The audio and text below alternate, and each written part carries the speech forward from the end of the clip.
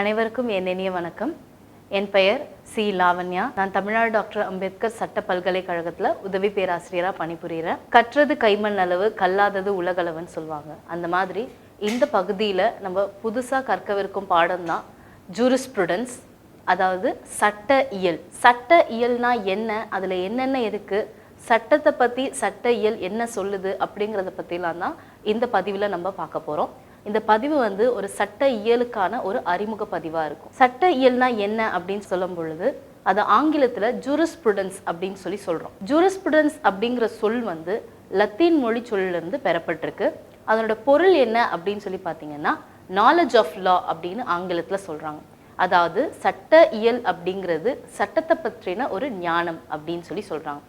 இந்த சட்ட இயல், இந்த ஜூரிஸ்ப்ருடன்ஸுங்கிற சொல்ல பிரித்து புரிஞ்சுக்கணும் அப்படின்னா, ஜூரிஸ் அப்படின்னா லா, ப்ரூடன்ஸ் அப்படின்னா நாலேஜ். இந்த சட்ட இயலை பற்றி பல சட்ட அறிஞர்கள் என்ன சொல்கிறாங்க அப்படின்னு பார்த்தோன்னா, இந்த சட்ட இயல் அப்படிங்கிறது சட்டம் இப்போ எப்படி இருக்குது அப்படிங்கிறத பற்றி சொல்கிறது தான் சட்ட இயலாக இருக்குது அப்படின்னு சொல்கிறாங்க. ஜெர்மி பென்தம் அப்படின்னு சொல்லக்கூடிய அந்த சட்ட அறிஞர் என்ன சொல்கிறாரு இதை பற்றி அப்படின்னா, சட்டம் என்பது எப்படி இருக்கோ அதுதான் நம்ம சட்டமாக கருத முடியும். அதாவது ஒரு லா ஆஸ் இட் இஸ் அப்படிங்கிற டேர்மில் அவர் சொல்கிறாரு.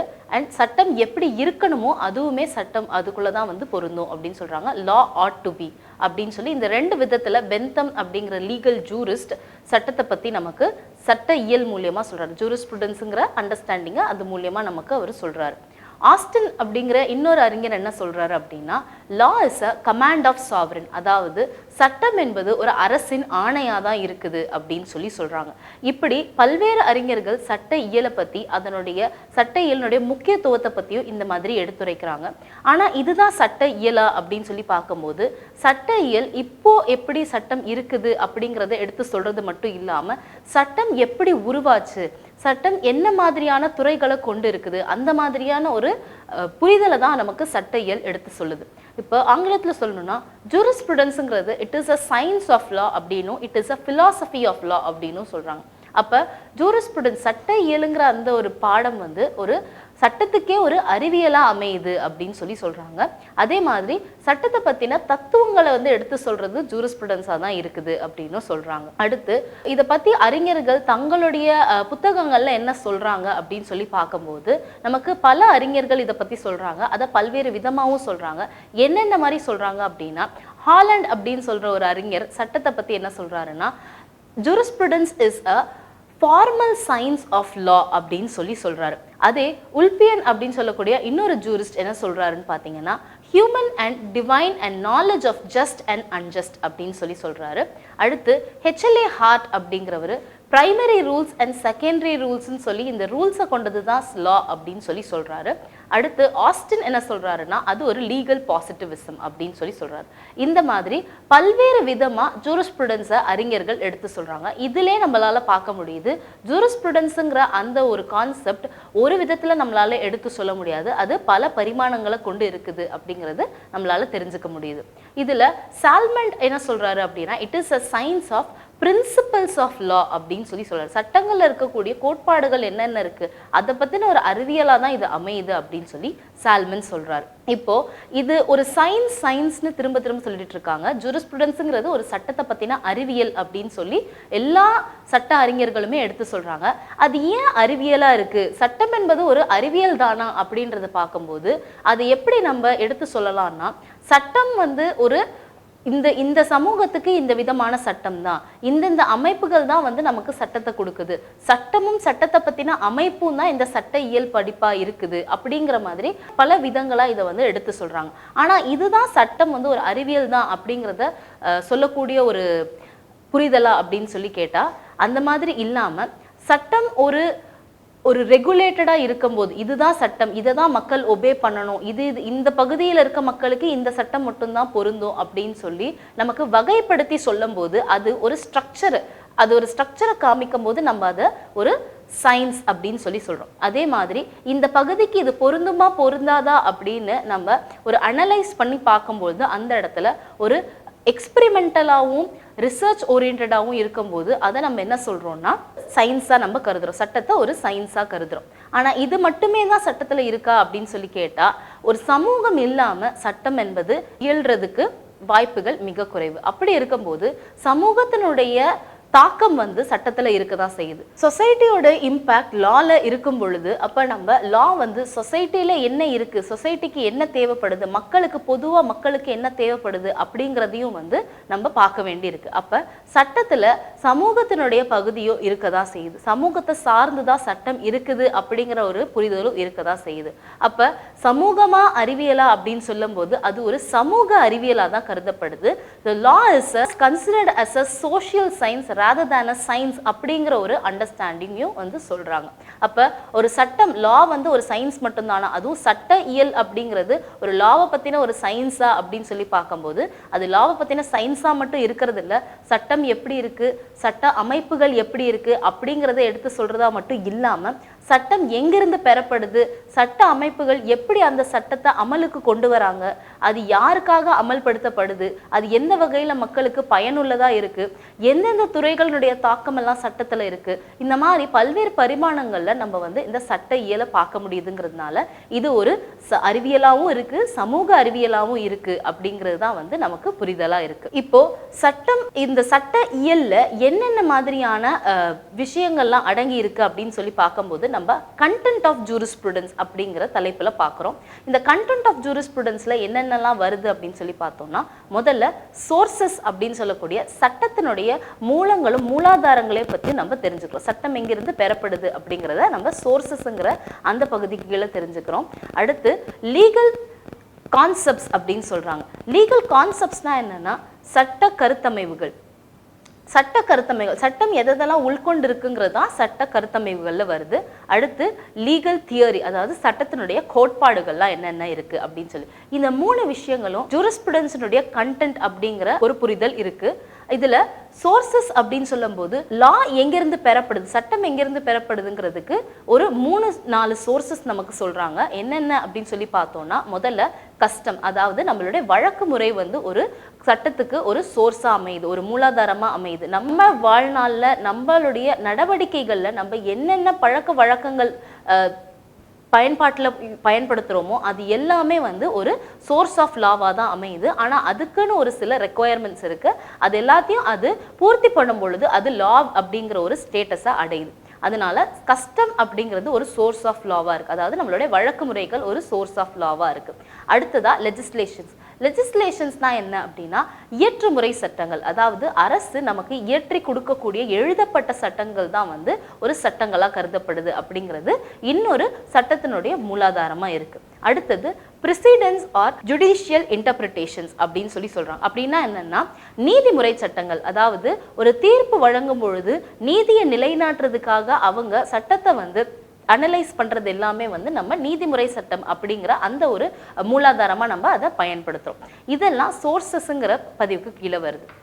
அடுத்து ஜூரிஸ்ப்ரூடென்ஷியல் கான்செப்ட்ஸ், அதாவது சட்டத்தினுடைய கருத்தமைவுகள். கருத்தமைவுகள்ல என்னென்ன இருக்குது அப்படின்னு சொல்லி பார்க்கும்போது நம்மளுடைய உரிமைகள், அதாவது the rights of a person, அதுவும் அதுக்கப்புறம் நம்மளுடைய ஓனர்ஷிப், லீகல் பர்சனாலிட்டின்னு சொல்லக்கூடிய அந்த கான்செப்ட், பொசஷன், இது எல்லாமே வந்து சட்டத்தினுடைய கருத்தமைவுகளாக கருதப்படுது. அதாவது ஒரு மனிதனுக்கு என்ன உரிமை இருக்கு, அவன் என்ன அவனுடைய உடைமைகள்னா அது என்னென்ன உடைமைகளாக இருக்கும், அவனுக்கு சொத்துரிமை இருக்குதா இல்லையா, அதே மாதிரி அவன் சட்டத்தின் முன் ஒரு நபரா கருதப்படுறானா, ஒரு மனிதனா இருக்கும்போது அவன் மேல வந்து சட்டத்தை பயன்படுத்த தான் செய்யறாங்க, அவனும் சட்டத்தை பயன்படுத்த தான் செய்யறான்.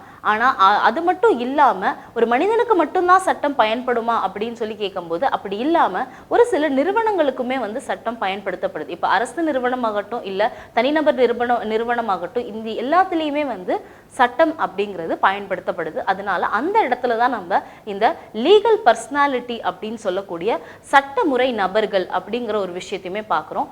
இதை பற்றியும் நமக்கு ஜூரிஸ்ப்ரூடன்ஸ் எடுத்து சொல்லதான் செய்யுது. இதெல்லாம் தான் சட்டத்தினுடைய கருத்தமைவுகளாக நம்ம பார்க்குறோம்.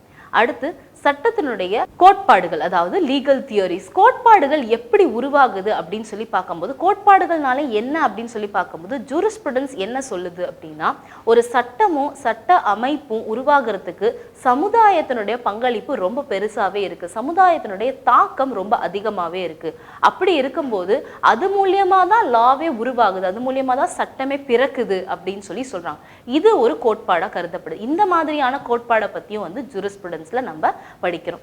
அடுத்து எந்தெந்த மாதிரியான துறைகளினுடைய பங்கீடெல்லாம் வந்து சட்டத்துல இருக்கு, சட்டம் வளர்றதுக்கு எந்தெந்த துறையோட பங்கீடுலாம் இருக்குன்னு சொல்லும் போது நம்மளுடைய அறநெறி முறைகள்ல இருந்து, நம்மளுடைய மத முறைகள்ல இருந்து, நம்மளுடைய தத்துவ முறைகள்ல இருந்து, நம்மளுடைய கலாச்சாரத்துல இருந்து எல்லாத்தினுடைய தாக்கமும் இந்த சட்டத்து மேல இருக்கதான் செய்யுது. அப்ப இந்த துறைகள்லாம் எந்த விதத்துல சட்டத்தை வளர்க்கறதுக்கு பயன்படுது அப்படிங்கிறத பத்தியும் ஜூரிஸ்ப்ருடன்ஸ் நமக்கு தெளிவா எடுத்து சொல்லுது. அடுத்து நம்ம மூணாவதா பார்க்க போறது இந்த சட்ட கருத்தமைவுகள் எந்த விதத்துல சட்டத்தின் மேல தாக்கத்தை ஏற்படுத்தி அது எப்படி சமுதாயத்துல ஒரு மாற்றத்தை கொண்டு வருது, சமுதாயத்துல மட்டும் இல்லாம சட்டத்துல எப்படி ஒரு மாற்றத்தை கொண்டு வருது அப்படிங்கிறதையும் வந்து மூணாவது கோட்பாடா பார்க்கிறோம். இந்த மாதிரி 3 கோட்பாடுகளை மெயினா வச்சுதான் நம்ம சட்டத்தினுடைய கோட்பாடுகள் எப்படி சட்டத்தை பத்தி எடுத்து சொல்லுது அப்படிங்கிறத நம்ம தெரிஞ்சுக்கிறோம். அடுத்து சட்டமும் மற்ற சமூக அறிவியலும் எந்த அளவுக்கு ஒன்று இருக்குது, எந்த அளவுக்கு அது ரெண்டுமே வந்து ஒரே மாதிரியான ஒரு தாக்கத்தை சட்டத்து மேல ஏற்படுத்துது, அதாவது சட்ட இயலும் மற்ற சமூக அறிவியலும் எந்த அளவுக்கு சட்டத்தின் மேல் தாக்கத்தை ஏற்படுத்து அப்படிங்கிறது தான் பார்க்க போறோம். ஜூரிஸ்ப்ருடன்ஸ் அண்ட் அதர் சயின்சஸ் ரிலேஷன்ஷிப் தான் நம்ம இந்த இடத்துல பார்க்குறோம். அதுல நம்ம மெயினா ஒரு 6 துறைகளை எடுத்து தான் பார்க்குறோம். அதுல முதல்ல நம்ம பார்க்க போறது அறநெறிமுறைகள், அதாவது எத்திக்ஸ். சட்ட இயலும் அறநெறிமுறைகளும் எந்த அளவுக்கு ஒன்னோட ஒன்னா இருக்கு அப்படின்னு பார்க்கும்போது நம்மளுடைய பல சட்டங்கள் இந்த எத்திக்கல் கேரக்டர், அதாவது அறநெறிமுறைகள் மூலமா தான் வந்து நமக்கு பெறப்படுது. அறநெறிமுறைகள் எந்த அளவுக்கு மனிதனுடைய வாழ்க்கையில ஒரு தாக்கத்தை ஏற்படுத்துது அப்படின்னு பார்த்தோம்னா அவனுடைய பிஹேவியர், அதாவது அவனுடைய குணாதிசயங்கள், அவனுடைய பயன்பாடுகள் எல்லாமே வந்து அந்த அறநெறிமுறைகளை பொறுத்து தான் அமையுது. அந்த அறநெறிமுறைகளை கொண்டே சட்டத்தை அமைக்கிறது தான் சட்ட இயலுடைய ஒரு முக்கியமான பணியாகவும் இருக்குது. இந்த விதத்துல நம்ம அறநெறிமுறைகளும் சட்ட இயலும் வந்து ஒன்றோடு ஒன்று இருக்கிறத நம்மளால பார்க்க முடியுது. அடுத்த துறை வந்து பார்த்தோம்னா சோசியாலஜி, அதாவது சமூகவியல். சமூகவியல்னாலே நமக்கு தெரியும் சமூகம் எந்த அளவுக்கு வந்து சமூகத்துல எந்த அளவுக்கு சட்டம் ஒன்றி போயிருக்கு, சமூகம் சட்டத்தை எந்த அளவுக்கு பயன்படுத்துது, சமூகத்துல ஏற்படக்கூடிய மாற்றங்கள் எந்த அளவுக்கு சட்டத்துல மாற்றங்கள் கொண்டு வருது அப்படிங்கிறது நம்மளுடைய அன்றாட வாழ்க்கை முறையிலே நம்மளால பார்க்க முடியும். அப்படி இருக்கும்போது சமூகவியல் என்ன சொல்லுது அப்படின்னு சொல்லி பார்த்தோம்னா சமூகவியல் மனிதனுடைய நடவடிக்கைகளை வந்து ஒரு சீர்படுத்துறதா அமையுது. It regulates the human behaviour in the society, human contact in the society. அந்த அளவுக்கு இருக்கும்போது அதையே தான் வந்து சட்ட இயலும் செய்யுது. ஆனா அது சட்டத்தின் மூலியமா செய்யுது. அது சமூகவியல் சமுதாயத்துல ஒரு மனிதன் எப்படி பிஹேவ் பண்ணணும் அப்படிங்கறத சோசியாலஜி சொல்லுது. அப்படின்னா அதை லாஃபுல்லா லீகலா சட்டத்தின் மூலியமா எப்படி அதை அமலுக்கு கொண்டு வரணும் அப்படிங்கிறத சட்ட இயல் நமக்கு எடுத்து சொல்லுது. இப்படி சோசியாலஜியும் ஜூரிஸ்ப்ருடன்ஸும் ஒன்னா இருக்கிறத நம்மளால பார்க்க முடியுது. மூணாவதா நம்ம பார்க்க இருக்கிற துறை வந்து எக்கனாமிக்ஸ், அதாவது பொருளியல். எக்கனாமிக்ஸ்ங்கிறது மக்களுடைய வாழ்க்கையில மக்களுக்கு என்ன தேவையோ அந்த தேவையை பொறுத்து தான் பொருளியல் அமையுது. அதே மாதிரி மக்களுடைய வாழ்க்கை தரத்தை உயர்த்துறதுக்காகவும் இந்த பொருளியல் நம்ம பயன்படுத்துறோம். இந்த வாழ்க்கை தரத்தை உயர்த்துறது எப்படி அப்படின்னு சொல்லும் போது அந்த இடத்துல சட்ட இயல் உள்ள வந்து சட்டத்தின் மூலியமா மக்களுடைய வாழ்க்கை தரத்தை எப்படி உயர்த்த முடியும் அப்படின்னு சொல்லுது. இன்னைக்கு பல்வேறு அரசு சட்டங்கள் வந்து பார்த்தோம்னா மக்களுடைய வாழ்க்கையை மேம்படுத்துறதுக்காக, அதாவது வெல்ஃபேர் ஆஃப் த பீப்புளுக்காக தான் வந்து நம்ம பல்வேறு சட்டங்களை இயற்றுறோம். அதுல வெல்ஃபேர் ஆஃப் த பீப்புளை எப்படி நம்ம புரிஞ்சுக்க முடியும், மக்களுக்கு எது நலன் தரக்கூடியதுங்கிறது எப்படி புரிஞ்சுக்க முடியும் அப்படின்னா பொருளியல் இருந்து தான் மக்களுக்கு என்ன தேவை அப்படிங்கிறத நம்ம தெரிஞ்சுக்க முடியும். அதனால இந்த ரெண்டுத்தினுடைய தாக்கமும் சேர்ந்து தான் நமக்கு ஒரு நன்மை பயக்கக்கூடிய சட்டத்தை தர்றதா இருக்குது. அடுத்த துறை பொலிட்டிக்கல் சயின்ஸ், அதாவது அரசியல். அரசியலும் சட்ட இயலும் எப்படி ஒன்னோட ஒன்று இருக்குது அப்படிங்கிறது நமக்கு அதனுடைய பேர்லே தெரியும். அரசியல் தான் வந்து நமக்கு அரசமைப்பு எப்படி இருக்கு, ஒரு அரசுனா எப்படி இருக்கணும், அரசமைப்புகள்ல என்னென்ன நிறுவனங்கள்லாம் வருது அப்படிங்கிறத நமக்கு அரசியல் வந்து நமக்கு எடுத்து சொல்லுது. அதாவது பொலிட்டிக்கல் சயின்ஸ் அப்படிங்கிற பாடம் நமக்கு எடுத்து சொல்லுது. அதே மாதிரி சட்ட இயலுங்கிறது என்னன்னா ஒரு அரசு என்ன மாதிரியான சட்டத்தை வந்து அமலுக்கு கொண்டு வராங்க, அந்த சட்டத்தை அமைக்கிறதுக்கு அந்த அரசு என்னென்ன மாதிரியான வழிமுறைகளை பின்பற்றுறாங்க அப்படின்ற விஷயத்தெல்லாம் சொல்லுது. அப்ப சட்டம் அப்படிங்கறத நம்ம தெரிஞ்சுக்கணும் அப்படின்னா அது எந்த மாதிரியான ஒரு அரசு கொண்டு வருது, ஒரு குடியரசு அதை கொண்டு வரும்போது அது நன்மை பயக்கக்கூடிய சட்டமா இருக்குமா அப்படிங்கிற மாதிரியான விஷயங்கள் எல்லாமே வந்து நமக்கு அரசியலும் சட்ட இயலும் சேர்ந்து வரும்போது தான் நம்மளால எடுத்து சொல்ல முடியுது. அடுத்து நம்ம பார்க்கக்கூடிய பகுதி வந்து சட்ட இயலும் வரலாறும். வரலாறு எந்த அளவுக்கு சட்டத்தை வளர்க்குது அப்படின்னு சொல்லி பார்த்தோம்னா, சட்டத்தினுடைய ஒரு ஆதாரமாகவும் சட்டத்தினுடைய ஒரு மூலாதாரமாகவும் அமையிறது இந்த ஒரு வரலாறா இருக்குது. இப்ப நம்மளுடைய அரசியலமைப்பு சட்டத்தை பத்தி நம்ம தெரிஞ்சுக்கணும் அப்படின்னா, அது உருவான வரலாறை தெரிஞ்சுக்கிட்டோம் அப்படின்னா, அது எந்த விதத்துல வந்து நமக்கு அந்த சட்டங்கள் எல்லாம் அமைக்கப்பட்டிருக்கு அப்படின்னு சொல்லி நம்ம தெரிஞ்சுக்கலாம். அப்ப வரலாறுங்கிறது சட்டத்தை பத்தி நம்ம உணர்றதுக்கும் சட்டம் எந்த விதத்துல அமைக்கப்பட்டிருக்கு அப்படிங்கறது தெரிஞ்சுக்கிறதுக்கும் நமக்கு வரலாறு தான் ரொம்பவே முக்கியமா இருக்கு. ஸோ பல வரலாற்று சம்பவங்கள் வந்து சட்டம் வளர்றதுக்கு நமக்கு வித்திட்டு இருக்கு. அதனால வரலாறும் சட்ட இயலும் ஒன்று சேர்ந்து சட்டத்தை வளர்க்குது அப்படிங்கிறது தான் நம்ம இந்த துறை மூலமா தெரிஞ்சுக்க முடியும். கடைசியா நம்ம பார்க்கவிருக்கிறது உளவியல், அதாவது சைக்காலஜி. சைக்காலஜி அப்படின்னா நமக்கு வந்து நம்மளுடைய ஒரு மனிதனுடைய மனநிலை எப்படி இருக்குது, மனிதனுடைய மனநிலை தான் அவன் என்ன செயல் செய்யணும் செய்யக்கூடாது அப்படிங்கிறத வந்து வெளிப்படுத்த வைக்குது.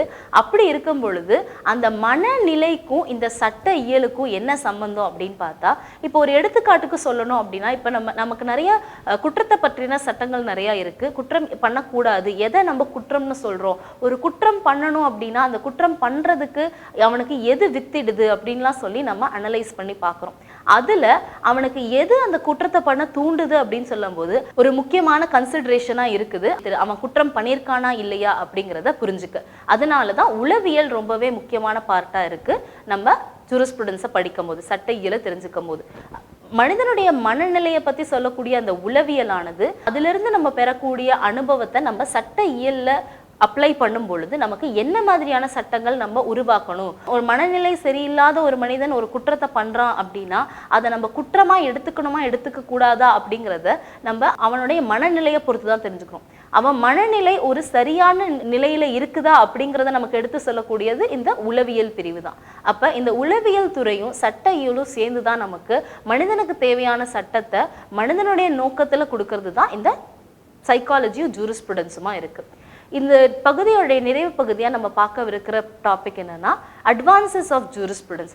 இந்த காலகட்டத்தில் ஜூரிஸ்ப்ருடன்ஸ் எப்படி வளர்ந்துருக்கு அப்படின்னு சொல்லும்போது, ரொம்ப சிம்பிளா சொல்லணும் அப்படின்னா ஜூரிஸ்ப்ருடன்ஸ் அப்படிங்கிறது முன்னாடி இருந்த கண்ணோட்டத்தை விட இன்னைக்கு வளர்ந்துருக்கு, இன்னைக்கு மாறி இருக்கு அப்படின்னு தான் சொல்லணும். முன்னாடி இயற்றப்பட்ட சட்டங்கள் என்ன சட்டங்கள் இருக்குதோ அதுதான் சட்டம், வேற எதையும் நம்ம சட்டங்களா கருதக்கூடாது அப்படிங்கிறது முன்னாடி இருந்துச்சு. ஆனா இப்ப அப்படி இல்லாம இப்ப சமூகம், தத்துவவியல், உளவியல் இதெல்லாம் சேர்ந்து அதுல இருந்து வரக்கூடிய சட்டம் தான் வந்து மக்களுடைய தேவையை புரிஞ்சு வரக்கூடிய சட்டங்கள் தான் சரியான சட்டமா இருக்கும் அப்படின்னு சொல்லி நான் இப்ப வந்து ஜூரிஸ்ப்ருடன்ஸினுடைய நிலை வந்து மாறி இருக்கு. அதே மாதிரி ஜூரிஸ்ப்ருடன்ஸுங்கிறது முன்னாடி எப்படி இருந்துச்சுன்னா ப்ரெசென்ட்ல என்ன லா இருக்குதோ அது மட்டும் தான் ஜூரிஸ்ப்ருடன்ஸா கன்சிடர் பண்ணுவாங்க அப்படிங்கிறது தான் வந்து பல ஸ்காலர்ஸோட அண்டர்ஸ்டாண்டிங்கா இருந்துச்சு. ஆனா இன்னைய நிலைமைக்கு ஜூரிஸ்ப்ருடன்ஸ் சட்ட இயலுங்கிறது பாஸ்ட், ப்ரெசென்ட், ஃபியூச்சர் எல்லாத்தையுமே, இதுக்கு முன்னாடி சட்டம் எப்படி இருந்துச்சு, இப்போ எப்படி இருக்கு, இனிமே எப்படி இருக்க போகுது இப்படிங்கிற எல்லா விஷயத்தையும் கொண்டு தான் வந்து நம்ம இன்னைக்கு ஜூரிஸ்ப்ருடன்ஸை நம்ம பார்க்குறோம், ஜூரிஸ்ப்ருடன்ஸோட அண்டர்ஸ்டாண்டிங்கை தெரிஞ்சுக்கிறோம். அதே மாதிரி இப்போ சட்டம் வந்து ஒரு சோஷியாலஜிக்கல் பெர்ஸ்பெக்டிவ்ல இருக்குது அப்படிங்கிறதையும் வந்து எல்லாருமே ஒத்துக்க தான் செய்யறாங்க. இப்போ சட்டத்துல நம்ம ஜட்ஜ்மேட் லாஸ், ஜட்ஜஸ் கொடுக்கக்கூடிய லாஸ், அதுக்கப்புறம் லாயர்ஸ்னோட கான்ட்ரிபியூஷன், இது எல்லாத்தையுமே வந்து வழக்கறிஞர்கள், நீதிபதிகள் கொடுக்கக்கூடிய அவங்களோட பங்களிப்பு சட்டத்துக்கு, அது எல்லாத்தையுமே நம்ம இப்ப ஜூரிஸ்ப்ருடன்ஸ்ல பார்க்க தான் செய்யறோம். இந்த பகுதியில் நம்ம ஜூரிஸ்ப்ருடன்ஸ் அப்படிங்கிற அந்த சப்ஜெக்டோட அறிமுகத்தை பற்றி தெரிஞ்சுக்கிட்டோம். அதில் என்னென்னலாம் இருக்குது, மற்ற துறைகளுக்கும் ஜூரிஸ்ப்ருடன்ஸுக்கும் எந்த அளவுக்கு ஒரு கனெக்ஷன் இருக்குது, அது எந்த அளவுக்கு லாவை வளர்க்கறதுக்கு நமக்கு பயன்படுது அப்படிங்கிறதெல்லாம் இந்த பதிவில் பார்த்தோம். இனி வரும் பதிவில் நம்ம வந்து சட்டத்தினுடைய மூலாதாரங்கள் என்னென்ன, சட்டத்தினுடைய ஸ்கூல்ஸ் ஆஃப் ஜூரிஸ்ப்ருடன்ஸ் அப்படின்னு சொல்லக்கூடிய பயில் நெறியங்கள் என்னென்னலாம் இருக்குது அப்படிங்கிறதெல்லாம் நம்ம பின்னாடி வரக்கூடிய பதிவில் பார்க்கலாம். நன்றி.